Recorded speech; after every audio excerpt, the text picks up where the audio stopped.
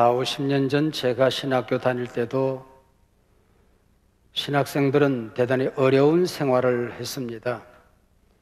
그 당시에 흔히 하는 조크로 목회자의 밥상에는 간장, 된장, 고추장 이 세 가지는 항상 있을 것인데 그 중에 제일은 고추장이라. 수천 년 전 오늘 본문의 시대에 신학생이 되어서 살아간다는 게 아마 그렇게 쉬운 일은 아니었던 것 같습니다. 세상은 날로 악해지고 교회는 여러모로 어려워져만 가고 있었습니다. 선지자가 되겠다고 신학교에 가는 사람들은 날로 줄어들고 있었습니다. 이런 영적 침체기에 소명을 받은 한 젊은이가 선지학교에 입학을 했습니다. 선지학교 신대원에 다니던 이 학생은 불의의 사고로 아내와 두 아들을 남겨둔 채 별세합니다. 남편이 죽은 후에 미망인은 유산을 정리해보니 갚을 길이 없을 만큼 빚만 잔뜩 남았습니다. 요즘으로 말하면 신대원 재학생 교회의 교육 전도사쯤 되었을 터이니 충분히 이해가 됩니다. 당시 사회법에 따라서 두 아들이 종으로 팔려가게 생겼습니다. 이 미망인은 선지학교 교장격인 엘리사 선지자를 찾아옵니다. 그리고 부르짖습니다. 사정을 딱하게 생각한 선지자는 미망인에게 내가 어찌하면 좋겠소? 집안에 남아있는 게 뭐가 좀 있어? 기름 한 그릇 외에 아무것도 없습니다. 마을을 다니면서 되도록 많은 그릇을 빌려 오시오. 그리고 두 아들과 함께 방에 들어가 방문을 걸어 잠그고 빈 그릇에 기름을 부어 보시오. 그릇마다 부어도 기름이 줄줄 쏟아집니다. 신이 난 어머니가 두 아들에게 그릇이 더 없냐? 어머니, 그릇이 없습니다. 이 말이 떨어지기가 무섭게 기름이 뚝 그쳤습니다. 엘리야가 말합니다. 기름을 팔아서 먼저 빚을 갚으시오.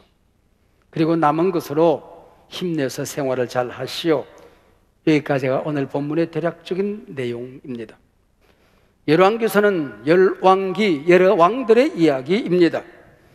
그러나 열왕기서의 실제 주인공은 왕이 아니라 엘리야 그리고 엘리사 선지자입니다. 왕들이 그 시대를 이끌어가는 것이 아니라 하나님의 말씀이 그 시대를 이끌어간다 하는 내용입니다.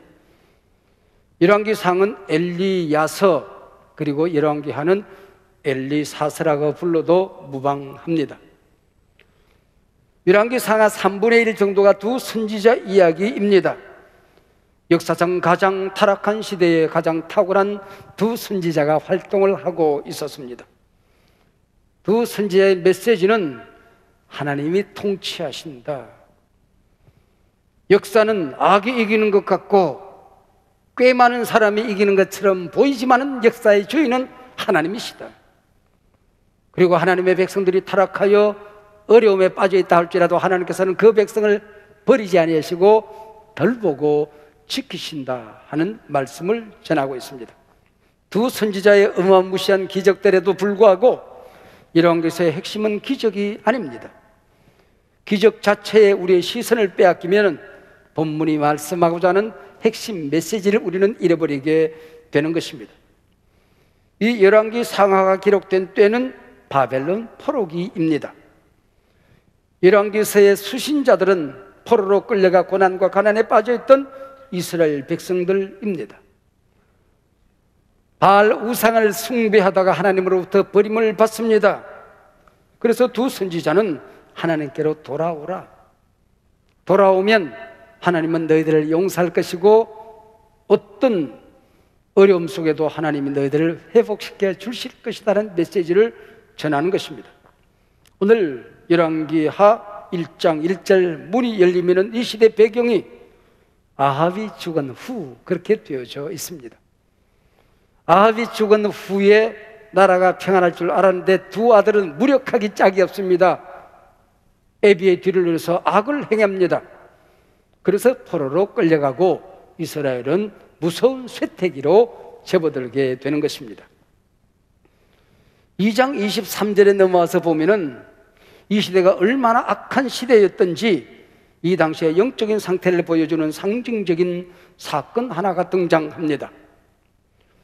마을의 아이들, 원문에 보면은 청소년들입니다. 엘리사 선지자가 마을을 지나가는데 대머리에 올라가라 하고 선지자를 조롱합니다. 이때 숲속에서 곰이 나와 아이들을 갈기갈기 찢어 죽였다 하는 이해가 안 되는 난해귀가 등장을 합니다. 백성들은 바알 숭배에 빠져서 번영과 물질주의에 성공의 쾌락에 젖어 살고 있었습니다. 여기 청소년들은 바알 제사장의 자녀들이라고도 하고 바알 제사장이 보낸 사람이라고도 합니다.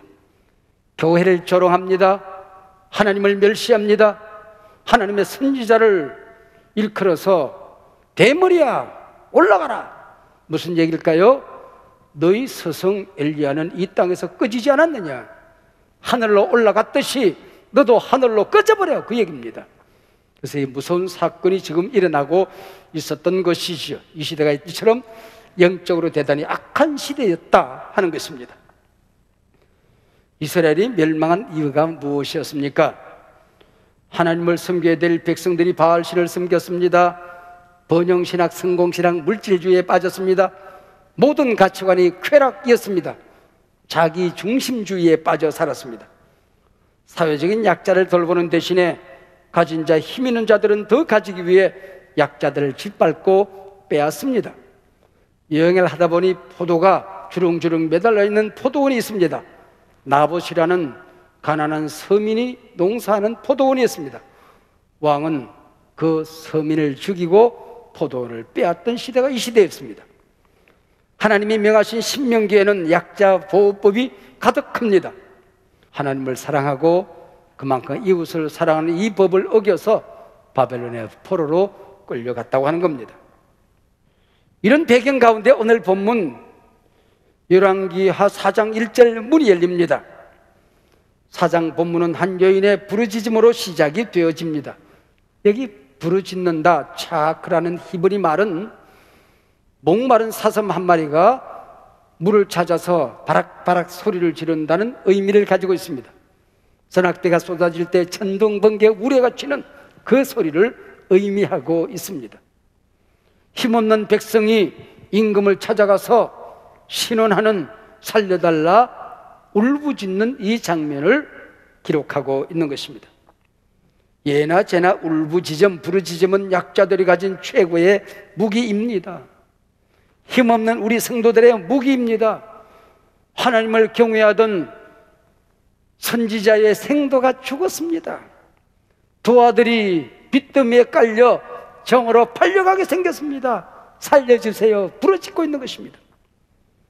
왜 오늘 신앙을 가졌다는 사람들조차도 하나님이 부어주시는 은총을 받지 못하고 형식적인 신앙생활을 하고 있는 것일까요? 부르짖어야 할 만한 갈망이 사라졌기 때문입니다. 얻지 못하면 구하지 않기 때문입니다. 오늘날 교회 열심히 나오는 성도들도 거룩한 갈증, 거룩한 갈망을 잃어버렸습니다. 요한계시록 3장 17절에 보면은 네가 말하기를 나는 부자라 부유하여 부족함이 없다 하나 네가 곤고한 것과 가련한 것과 눈먼 것과 벌거벗은 것을 알지 못하는도다라고 말씀하고 있습니다. 갈망이 없는 라우디게아 교인들, 그게 너 아니었느냐? 이 시대의 형식적인 크리스찬의 모습 아니냐, 그 얘기죠. 그릇이 텅텅 비었음에도 불구하고 신앙의 경륜이면, 형식적이지만 교회 생활하면 이 위기 시대에도 그래도 예배 시간 꼬박꼬박 예배하노라면 하나님이 나를 도와주셔야지, 하나님이 나를 잘 살게 만들어 주셔야지. 나는 부족함이 없다, 갈망을 잃어버렸습니다. 하나님의 은혜 없이는 살 수 없음을 아는 것, 이게 갈망입니다. 하나님이 부어주시지 않으면 나는 빈털대로 살 수밖에 없다는 사실을, 자기를 발견하는 것, 이게 갈망입니다. 이런 사람만이 부르짖습니다. 이런 사람만이 하나님을 찾아오는 것입니다. 내 어머니는 젊은 나이에 남편을 잃었습니다. 남은 것이라고는 어리고 철없는 두 아들, 그리고 남편이 남기고 간 빚더미 뿐이었습니다. 이때 내 어머니 나이 32살. 기가 막히죠. 근데 내 어머니는 항상 너희들만 있으면 된다, 너희들만 잘 자라면 된다, 항상 대뇌이셨습니다. 농사지어 추수해도 그 곡식들은 우리 것이 아니고 체주의 것이었습니다. 엄마, 우리는 뭘 먹고 살아? 왜 농사지어서 다른 사람 다 갖다 줘? 빚은 갚아야 하는 기야. 그리고 하나님이 우리는 먹이실 거야, 걱정하지 마. 이런 여인은 세상에 내 어머니밖에 없는 줄로 알고 저는 살았습니다. 오늘 본문에 우리 집과 엇비슷한 가정이 나옵니다. 세상을 원망할 수도 있었을 것입니다. 그러나 여인은 하나님을 찾았습니다. 선지자를 찾아와 부르짖습니다. 환난 날에 나를 부르라. 내가 너를 반드시 건지리라. 시편의 말씀을 기억했던 것이죠. 여러분이 어떤 환난에 빠져 있어도 하나님께 찾아와 부르짖으라. 능히 내가 건지리라. 할렐루야. 찾아와 부르짖는 이 여인에게 엘리사는 내가 너를 위해 어떻게 하랴 말하고 있습니다. 이 말을 얼핏 잘못 들으면 날 보고 어째라고 이렇게 들립니다. 그러나 전혀 그런 말이 아니고 대단히 긍정적으로, 대단히 적극적으로 응답하는 내용입니다. 내가 너에게 무엇이든지 해주고 싶다, 이런 표현이에요. 무엇이든지 해주고 싶을 뿐만 아니고 무엇이든지 해줄 수 있다. 우리 하나님은 그 얘기입니다. 이것은 우리를 향한 하나님의 마음이요 하나님의 응답입니다. 문제를 안고 온 당신의 자녀들을 향한 하나님의 긍휼입니다. 내 집에 무엇이 있느냐 묻습니다. 이 말은 대단히 중요합니다. 이 말 속에 기적의 원리가 담겨져 있습니다. 물론 우리 하나님은 창조주이시죠. 무에서 온 세상을 만드신 분이십니다. 그러나 천지 창조 이후 하나님은 내게 있는 작은 것을 내어놓을 때에 역사를 베푸시고 기적을 베푸십니다. 포도주가 떨어진 잔치집에서 스리스리 마술이 뿅! 연기 속에서 포도주가 나오지 않았습니다. 물을 길어오느라 물이 변하여 포도주가 되는 것입니다. 하나님은 없다고 낙심만 하고 있는 사람에게 아무것도 해주지 않습니다. 어리석은 사람들은 지금 가진 것이 없으니 부자 된 다음에 하나님을 섬기겠다고 합니다. 지금 섬길 수 없는 사람은 부자 되어도 섬길 수가 없는 것입니다. 지금은 건강하고 바빠서 내가 내일 하고 세상 섬기다가 시간 많이 남으면 그때 하나님 섬기겠다고 말하는 사람이 있습니다. 지금 섬길 수 없는 사람은 그때도 섬기지 못합니다. 여러분, 그때 되면 얼마나 바쁜지 아십니까? TV 보기가 바빠 죽어요. 밥 먹고 나면 한심 자야 되고, 저녁 먹고 나면 금방 또 자야 되고, 잠자기 바빠 죽습니다. 그래서 백수가 과로사하는 겁니다, 여러분. 마가복음 6장에 오병이어의 기적이 나오지요. 그날따라 예수님의 말씀이 길어졌습니다. 그리고 해가 서산에 뉘엿뉘엿 넘어갑니다. 이 사람들이 흙에 쓰러지게 생겼어요. 제자들이 예수님께 찾아옵니다. 이 사람들 빨리 돌려보내, 각자 마을에 가서 뭔가 사먹게 합시다. 예수님께서 너희들이 가진 게 뭐냐? 두루 살펴보니 어린아이가 도시락 하나를 가지고 있어요. 보리떡 5개, 물고기 2마리입니다. 삐쩍 마른 거. 그걸 이 어린아이가 예수님께 드렸더니 이 도시락 하나로 5,000명이 먹고도 남음이 있었습니다. 많은 사람들이 자기에게 없는 것을 탄식합니다. 남이 가진 것 부러워하며 살아갑니다. 하나님은 묻습니다. 내게 있는 게 무엇이냐? 이 미명에는 대답합니다. 기름 한 그릇밖에 없습니다. 그래서 어떤 사람들은 요즘 신학생들이 이중직을 해야 된다. 앞으로 목사들도 교회만 섬기는 것이 아니고 작은 교회 성도님들이 세상의 직업을 가지고 목회하는 이중직을 논의하고 있습니다. 우리 교단도 곧 그렇게 될 것입니다.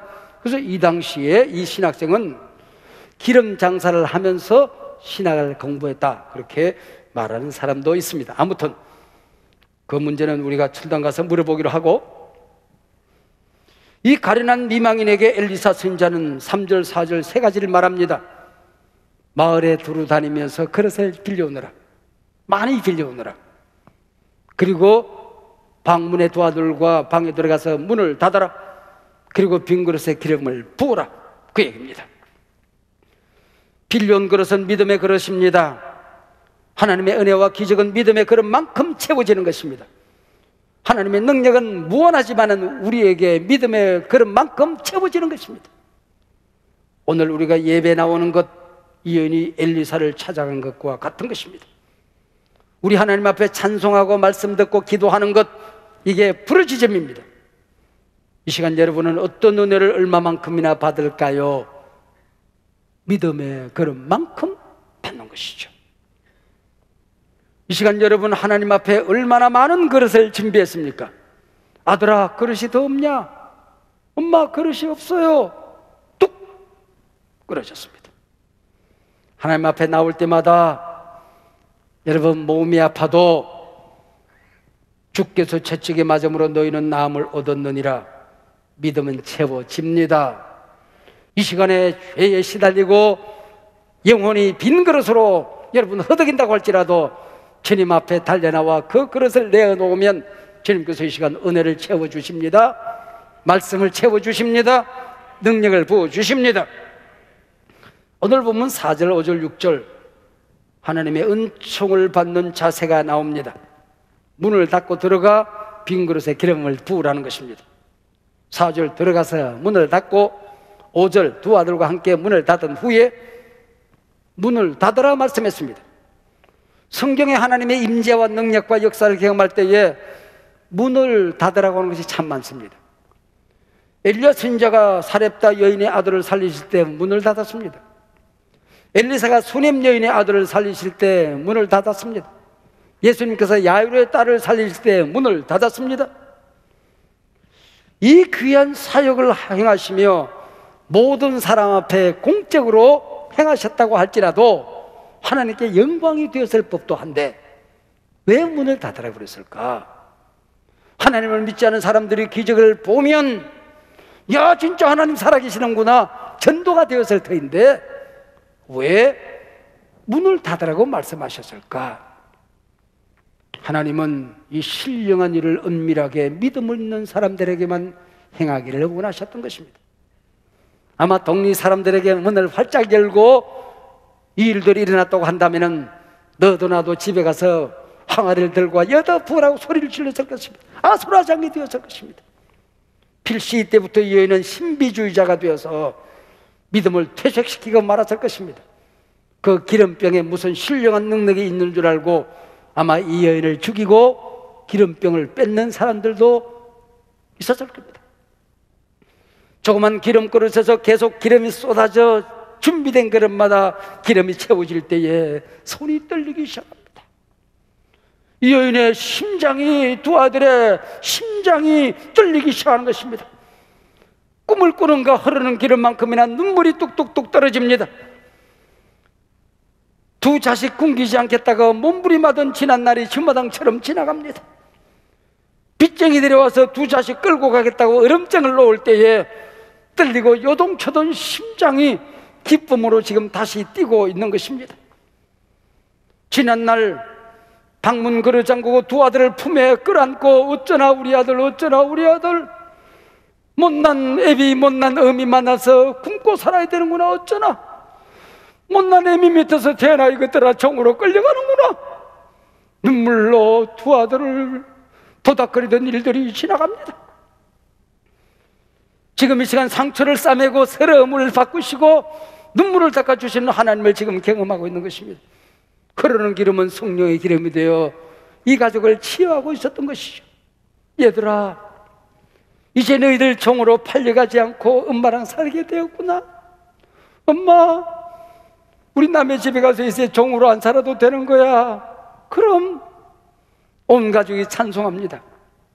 그 두려움이 변하여 내기도 되었고 전날의 한숨 변하여 내 노래 되었네. 이 역사적인 전환점이 오늘 이 예배가 되기를 축복합니다. 두려움이 변하여 기도가 되고 한숨이 변하여 노래가 되는 능력의 예배가 되기를 바랍니다. 선지자가 말합니다. 기름을 팔아서 이제 빚을 갚아라. 너는 종으로 살아갈 존재가 아니라 너는 주 안에서 자유자가 되었느니라. 그리고 남은 기름으로 힘을 내서 잘 살아야 한다. 마귀에게 끌려가서 죄의 종이 되어서 살아가던 우리 예수님 우리를 자유케 하셨습니다. 너의 모든 죄값을 내가 감당했다. 내 모든 빚을 내가 감당했다. 자유해라.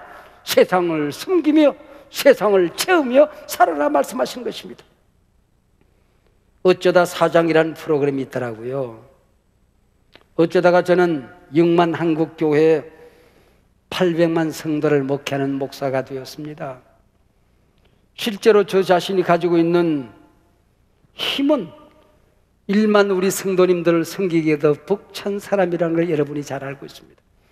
그러나 여러분의 기도를 등에 업고 한국교회를 숨기는 사람이 되었습니다. 우크라 전쟁이 터져도 울진 삼척 동해안 지역에 산불이 나도 제가 해결해야 될 것만 같은 거룩한 부담감이 밤잠을 자지 못하게 만듭니다. 여러분들은 기름 떨어진 여인의 입장에서 오늘 말씀을 듣겠지만은 저는 기름 채우는 엘리사 입장에서 어떻게 이 땅에 무너진 신뢰를 텅텅 비어가는 한국교회를 채운담, 그리고 이 땅에 상처난 곳을 어떻게 어루만진담, 어떻게 산불은 어떻게 치유한담, 밤낮 기도할 수밖에 없습니다. 산불난 울진 지역을 찾아갔습니다. 새까맣게 탄 산을 바라보면서 여기 나무를 심자. 태안반도에 기름이 흘러내릴 때에 손톱이 새까맣도록 기름을 닦았듯이 저 산에 한국교회 성도님들이 벌벌 기어다니며 나무 심자. 그리고 기도했는데 나무 심는 것은 우리가 할 수 있는 게 아니래요. 산림청이 해야 되는 일이랍니다. 그래서 수목을 잘 골라라고 저만 하고 왔습니다. 근데 집을 잃어버린 사람들이 단체로 생활을 하다가 너도나도다 코로나에 감염이 되어집니다. 그래서 제가 둘러서서 이런저런 얘기를 하면서 우리가 집을 지으면 어떨까? 한 교회들마다 한 채씩 짓자. 그리고 그냥 편안하게 둘이 여러 사람이 대화를 했는데 그 다음날 언론들이 이영모 목사가 집 지어준단다 보도해버렸어요. 한교총 대표회장이 예장 총회장이 집 지어준단다 언론이 보도를 해버렸어요. 이제는 꼼짝없이 지어주게 생겼습니다. 급하게 우리 총회 임원회를 소집을 해서 우리 총회가 앞장서서 산불난 지역에 사랑의 집을 짓자. 한교총 우리 회원 가입 교단이 35개 대형 교단들입니다. 한 교단에 우선 한 채씩 짓자.